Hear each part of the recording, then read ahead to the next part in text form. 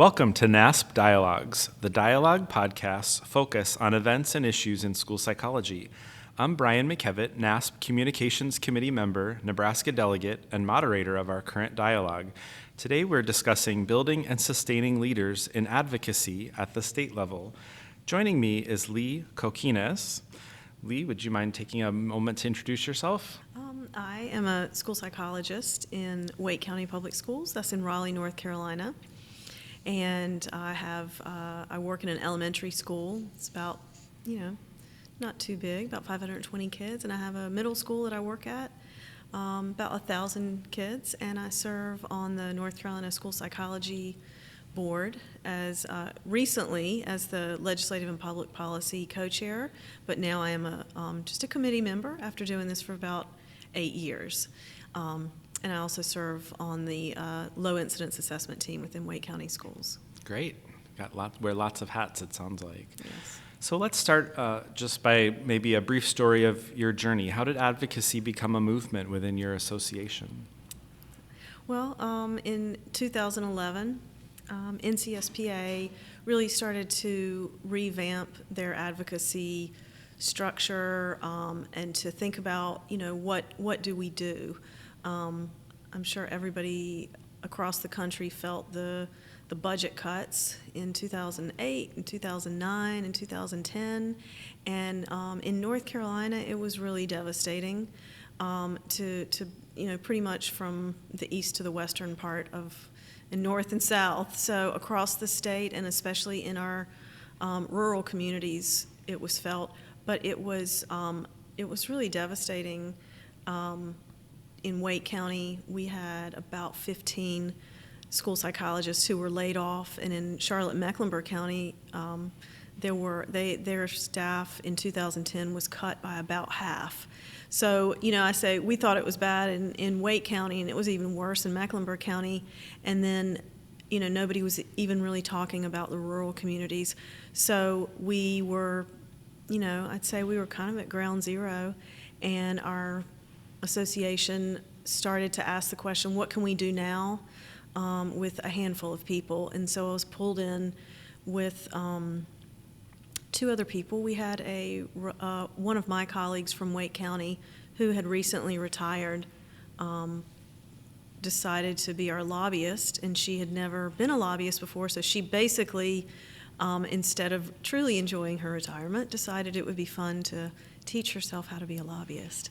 And she pulled me in, and I would say very reluctantly in the beginning, because I really didn't know what I was doing. And I do tell people that I really did not know what I was doing. And between Cheryl and myself and one other school psychologist in a rural community, we sat down at the table and tried to figure out what are the big things that we could do long term, and what are some things that we could do in the short term. So we just started there to say, in an ideal world, where could school psychology in North Carolina be, and where do we start? So that's what we did. Great. 9 years ago. And it's such a good message for people to hear that you didn't know what you were doing at first, but that didn't stop you, and right? Mm-hmm. You still wanted to move forward and move ahead. So given that, what resources did you start with? What resources does your association rely on for the advocacy work that you do? Well, number one, we rely on the human resources. And I'm not saying that, in a sarcastic way. We have about 30 people on our board at any given time, and within those 30 people, there's about 10 of us that do this like a broken record. I say we hammer that nail consistently over time. So we have the human resources, and we have that dedication of the human resources, but we also specifically have, really over probably the last 5 or 6 years, had a lot of statewide data collection to show us where our shortages are. We even know how long it takes to fill our vacancies. We have data to show where some rural communities don't even get resumes sent to them for vacancies. Like in 3 years, haven't had someone apply to some of these positions. So we have a number of different data sources to illustrate the shortages for all 100 counties. We have talking points. We call them hot topics, talking points. We have presentations that we provide to members. So when we're invited to present to the General Assembly or to House, like for example, we were invited to present at the House Select Committee on School Safety after the Parkland shooting, and we put those presentations out to members and we say, these are not sacred documents, use them. This is information that you can use in some way, shape, or form for a meeting at your school with the school board to county commissioners. So we have supported members and specifically provided them resources to say these are resources and factual documents that you can take and use for a variety of audiences. Great. I'm sure that people perceive those as very valuable in conversations that they're having when you're able to share those and use those. Tell me a little bit about community partners that you have and what role the community partners have in supporting the advocacy around the shortages, for example. Well, first I want to talk a little bit about how we got to talking about so much about community partners. When we first started doing this, and when it was just I say 3 people sitting around a table, and then it was 4 people or 5 people sitting around a table, and then we really brought more board members into being comfortable. Sometimes it was uncomfortably comfortable doing this, because it is intimidating work when you first start to do it, and it's really outside of the comfort zone of most people and a lot of school psychologists. But in the beginning, we were like, if we're just talking to people who are like-minded, we're not going to get anything. And sitting around and talking at North Carolina School Psychology Board meetings, it's great. For the most part, we have consensus around the table. We know what we're talking about. We're pretty like-minded individuals, right? Just like here at NASP. But we will always be a small voice, right? Well, and especially in North Carolina, because there's only 743 of us working in schools. So we started to have a bigger conversation of, we have to get our message and information out to a wider audience, and we have to make this something that other people see as not just a school problem, but a community problem. And it requires a community solution to it. And it's not just we do need more school psychologists in school, but we need to understand how we work together as teams in schools. And so we really started thinking on a broader scale. And so we reached out, we started looking at who are the other people in our community in a time, remember, this was a time when the budget cuts, they're still with us. We've just been groomed to accept them at this point in time, but this was when it was really rock bottom. But there were several groups across North Carolina, but more specifically in Raleigh, because it's the capital. And I just say that they're child advocacy groups, and they're looking out for kids in schools, they're looking out for kids in the community, and they're doing all great things for kids, and they're advocating for that. So we really started to specifically reach out to these people. And when I say we just got on the phone and called, hey, I'm Lee Kokinas, I'm with North Carolina School Psychology Association. I'd love to just come and have a 30-minute conversation with you and talk about what we do in schools, how we support some of the things that you have on your legislative agenda, what are your priorities, and what role do we play in that? I work with the school nurse, I work with the school counselor, so getting that conversation around it's not just what school psychologists can get, it's what we can get for our community. And so we have a whole lot of community partners now, where before it was just us talking to like-minded people. But we have a whole lot of advocacy groups who really know what we do. And the big thing is that, I say when I started this, I would say you walk into the General Assembly building, it'd be a rare moment where you could go into an office and people would even recognize the term, the position of school psychology. They thought we were all school counselors, of course. That is not the case anymore. In fact, yesterday I was really happy because I saw on Twitter that a large business owner, was at a meeting and said the words, "We need more school psychologists in schools." That did not happen in a vacuum. I mean, it just made me so happy. It's like when you have somebody in a position like that who is recognizing what's going on in our community, that happened because of North Carolina School Psychology Association. Great. And I took a fair amount of just putting yourself out there and probably a little bit of risk-taking even at the beginning to get that to happen, I would imagine.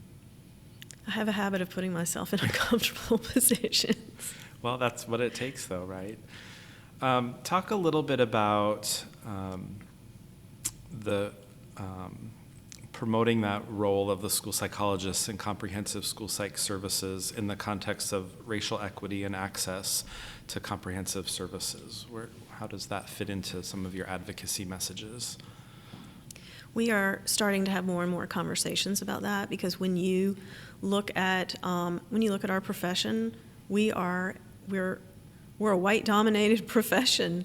When on our board, it's mostly white women, and in the schools, we're serving a very diverse group of kids, and we know that kids need to see people who look like them. They need to feel that the person in front of them who's helping them has an understanding of what they've been through, has an understanding of just a historical understanding of how things are and have been in schools.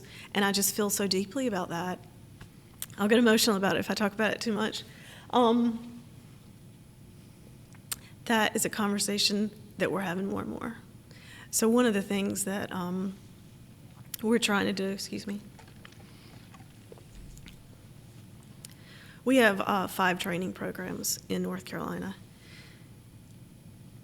and none of them are in HBCUs.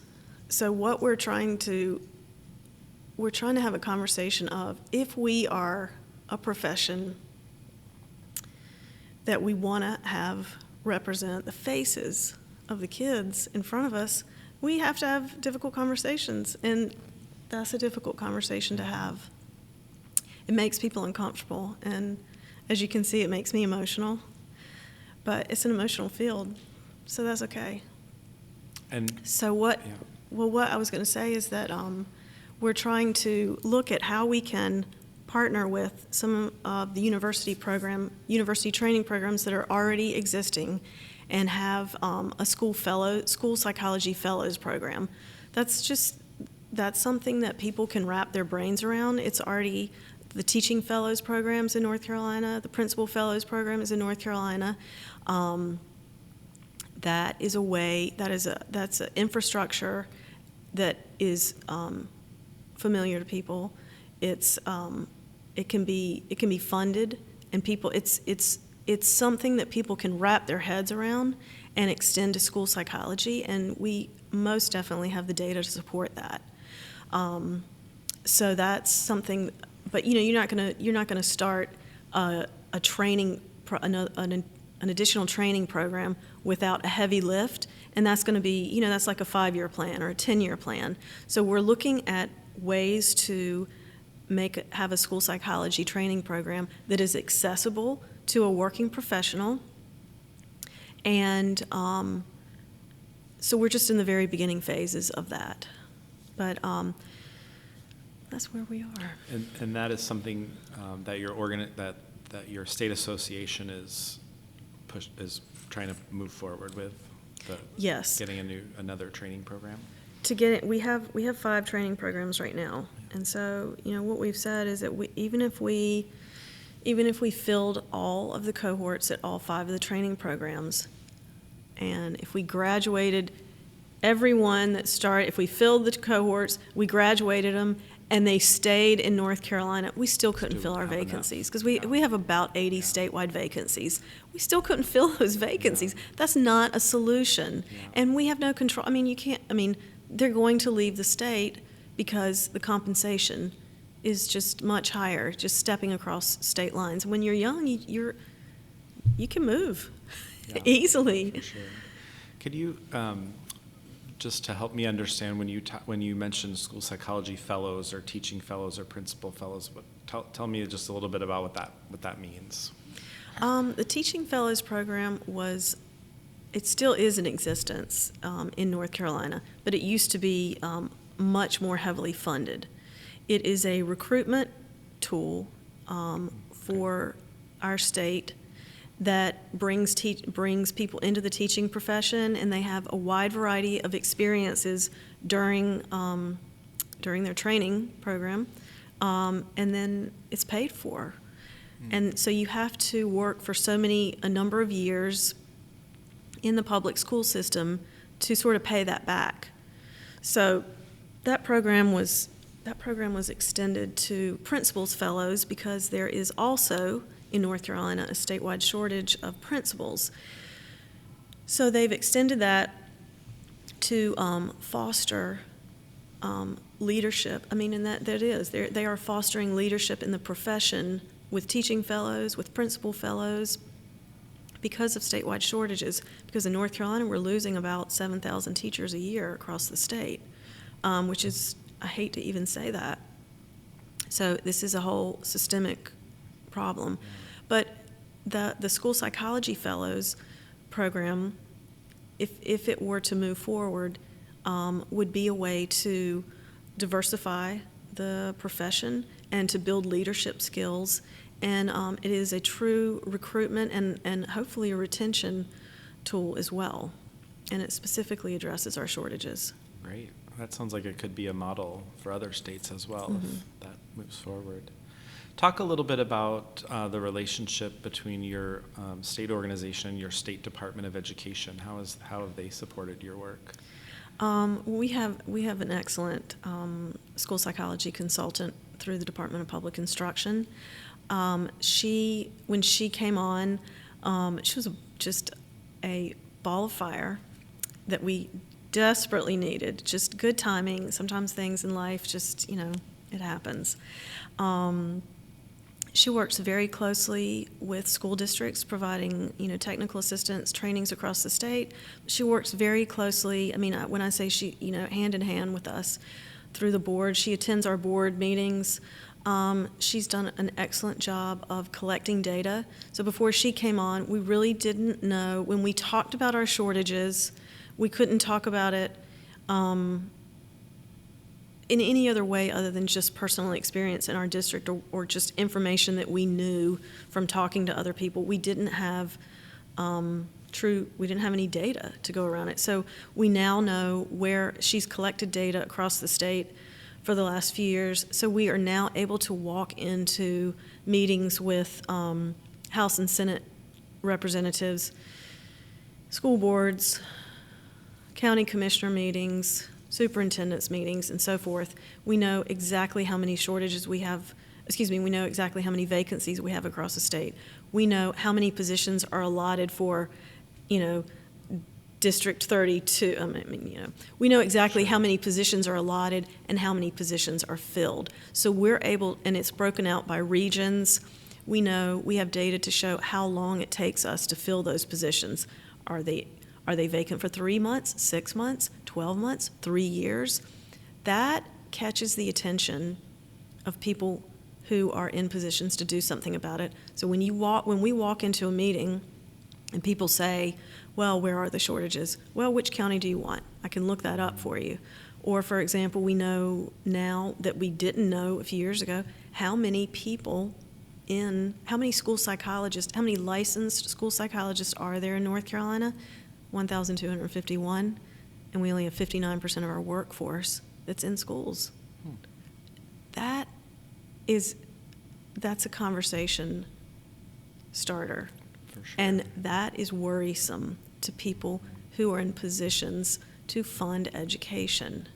And that sort of just like your eyebrows are raised hearing that, and that's the reaction that we want. We want people to know in your community, your children, your families have limited access to a very valuable tool, a very valuable resource, and we know what to do. So we say if you're in one county, you have no access, and if you're in Wake County, you have limited access, but better, you have some access. Yeah.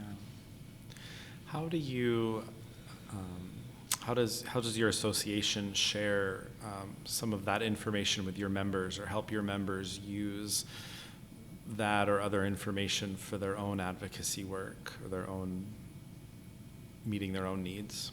We have, we communicate in several different ways. We have a specific communication plan when the General Assembly is in session. We have a communication plan for legislative alerts, because as you can imagine, if you just kind of picture lots of people moving around from room to room and compensation bills coming to the floor or not coming to the floor and lots of different committee meetings, things happen within minutes and hours, and over a 48-hour time span, things turn on a dime. So we have a communication plan specifically for putting legislative alerts out to members. That's, how quickly do we need to turn this around? And then we have it broken out. Recently we revamped it, and so now we have a 3-tiered system of legislative alerts that's, a red, yellow, green system, because we figure that matches what school psychologists know, right? Mm-hmm. We know red, yellow, green. Yeah, colors. You almost don't have to say, if it's red, move quickly. Yeah. Stop the bleeding. And if it's green, you can chill for a little bit. If it's yellow, let's get to it by the end of the week. We're good. You can wait till Friday night. But red means if you don't do it in the next few hours, don't bother with it. It's the window has closed. Across the over the course of the year, when we're not in session, we have several different ways to communicate to members. Of course, we put a lot of stuff on our website, but we also have a newsletter where we update our members on what's going on. The lobbyist provides an update on here's the things that have happened, here's the things that are coming up that we want to pay attention to. We put a lot of stuff out on Twitter. We have a Facebook page. We communicate in person. Our conference, is the time where we have that face-to-face time. So we have a presentation that we give. We have a lobbyist update to the membership, and then we have updates. We provide members with, we communicate what's your direct member benefit to support membership. So we try to think of how many different interlocking circles can there be between the Legislative Public Policy Committee and other committees, because we have a school safety committee, we have a professional practice committee. So we do try to illustrate how, we're not working in a silo, and we're all interlocking with each other and collaborating with each other, but we communicate lots of ways. In lots of different ways. And then we try to take into consideration the communication that has to go, that rural counties are going to be interested in, because just like in any state, you're going to have rural communities and districts that have different needs than urban districts. So we try to take that into consideration as well in our communication. So you make it sound so easy and seamless, but I'm sure that there have been some barriers that you may have encountered. What guidance might you have for others to confront barriers that you've seen? We have, nothing is seamless, that's for sure.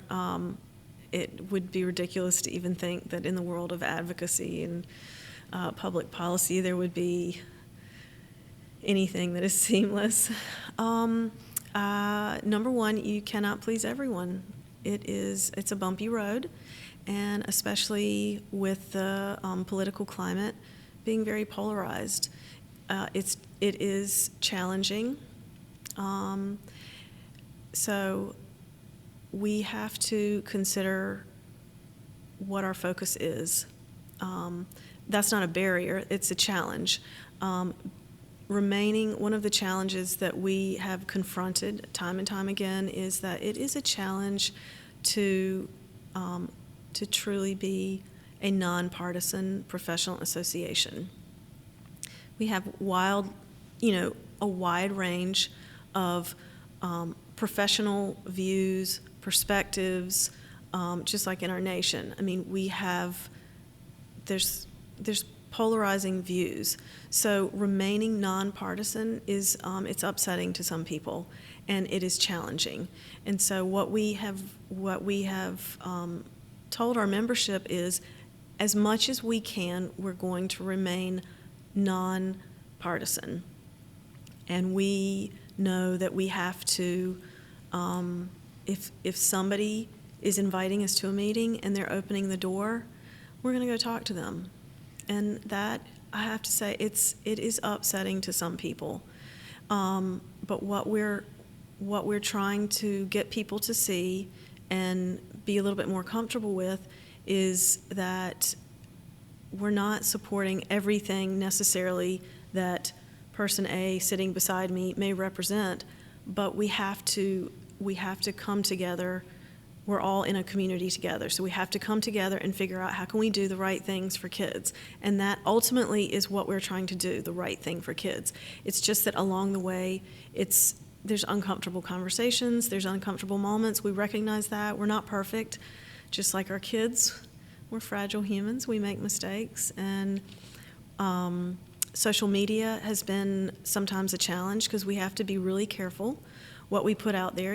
Our Twitter feeds are sometimes pictures of us at NASP, and sometimes they're pictures of very serious meetings that we're sitting in. So, just like kids are navigating the world of social media, so are the adults. And then trying, one of the, not a barrier, but just a realization that we try to communicate to people is that we might do everything as perfect as can be up until the final moment, but when that bill goes to the floor, it's out of our hands. We have no control over it. It's going to be voted on by people, a yay or nay. And so we'll sometimes get comments from our members of, what just happened? You guys said that this was going to happen. We're like, well, we don't vote on these things. We get it to the finish line, or we get it right up to the finish line, but the finish line depends on who's voting. And at that point in time, we have no control over it. Sure. And then I say advice is hang on tight, because it is a wild ride. But so important. It is so important. Like, right? And we try to get people to see, you just take one step forward. Mm-hmm. What obstacles have you and are you as an association facing? We are facing some diminishing membership, and that is it's complicated. Well, it's not complicated. We know that some of our diminishing membership is that we've lost positions. People have but only so much money to budget for priorities, and if you have to replace your roof, for $8,000, maybe you're going to let your membership go. But there's a ripple effect from that because, a lot of our membership money goes to putting on our conference, which supports our membership, and to help pay for, the lobbyist that we have now, who because we don't still have the same lobbyist as when I started. We have a lobbyist that we pay for, and that is she's been such an asset to us because she is there. So that diminishing membership is something that we faced. We had one of our conferences that literally was blown away by a hurricane, and we had to cancel the day before, so we lost a month. So the money aspect of things, money to run a professional association, I'm sure as NASP can tell you, is a real thing. And The barriers are, everyone in North Carolina who is deeply involved in advocacy, we're full-time practitioners.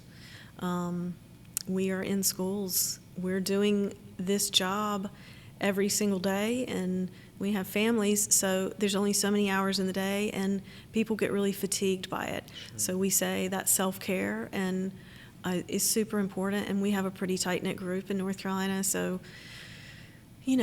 sometimes we have vent sessions and support each other. You have to do it, right? We have to do it. Mm-hmm. We do, and we have a great crew. I have so much respect for the people I work with. Great. What are your future goals and directions for NCSPA? We have one of the things that we're working on, as I said before, is a school psychology fellows program. Mm-hmm. We would like to have a training program eventually in an HBCU. We are also pushing very hard to expand our communities of practice, to bring in those community partners and expand that, which I think we're actively doing. I have no doubt that we're on a good pace to expand that. We have a compensation bill that we had two compensation bills that went through. We had a one that went through the House and Senate. It didn't get passed, but we're very hopeful that a compensation bill will come through to increase that, because we're laser focused on that. We must have that in North Carolina as a recruitment and retention tool. And with some, let me just look, because I had a little note to myself here.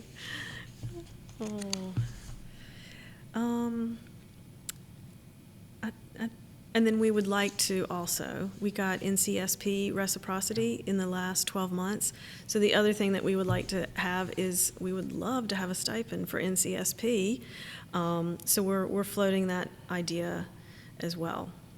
So Great. those are the things that we're looking at right now.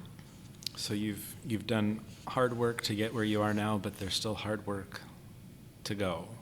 A lot to be done. Never ends. We always have a to-do list. Absolutely. It keeps you busy though. Yes. Anything else that you'd like to add that we didn't get a chance to talk about? I could go on for another 2 hours talking about this, as most people that know me know that. But I have so much respect for the colleagues I work with. I cannot say enough that the relatively small group of people in North Carolina that are doing this work, and as a team.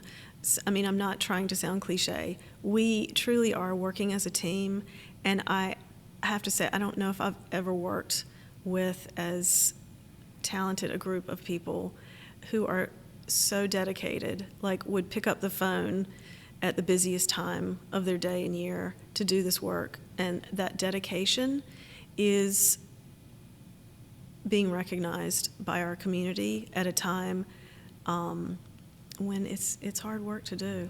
Great. So I have the utmost respect for everyone on NCSPA that I work with, and I just love that we're working together as a team. Well, thank you for your service to your state association and to the profession of school psychology, and thank you. Keep up the good work. Thank you. We will. We have to. That's right. That concludes this Dialogues podcast. Please tune in again for future Dialogue podcasts available on the NASP website.